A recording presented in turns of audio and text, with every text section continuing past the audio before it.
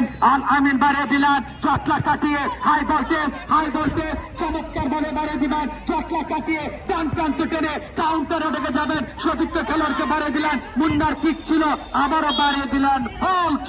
অক্লান্ত পরিশ্রম করে যাচ্ছেন খেলা কমিটির প্রতিটি সদস্য ভাইদের সালাম জানাই। নাফিল মুন্সি, ফয়সাল, মেহেদি, সজল আহমেদ, হৃদয়, তামিম, অনিক, আরো অনেকে আছেন তাদের সাথে। ওখানে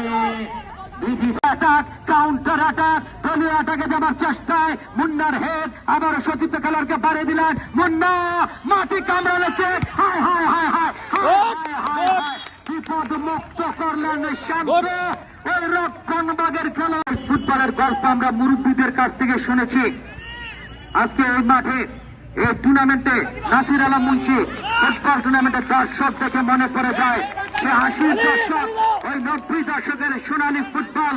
আলফাজ, রজনীকান্ত, কাজী সালাউদ্দিন এবং শ্রী বাদল রায় এরকম খেলোয়াড়রা যখন ঢাকার মাঠ ওই চিটাগাংয়ের মাঠ মাতিয়ে তুলত, সেই দিনকার কথা মনে পড়ে যায়। তখন একমাত্র ভরসা ছিল বাংলাদেশ বেতার। সেই বাংলাদেশ বেতারে আমার ধারা বর্ণনার গুরু চৌধুরী জাফরুল্লাহ শরাফত যখন নিয়মিত ধারা বর্ণনা দিয়ে যেত ওই ঢাকার মাঠে, আবহাওয়া আবারও ওখানে কিপার বল টেনে নিলেন। দারুণ খেলা চলমান দুটি দলের মধ্যে, আক্রমণের আবারও বাড়িয়ে দেবেন, হেড কিপার টেনে নিলেন।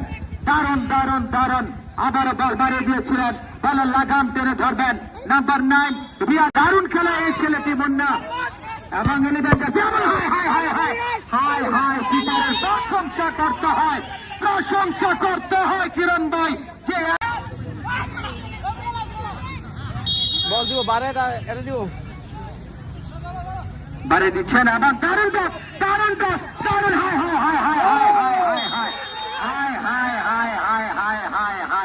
দারুণ সুযোগ ছিল।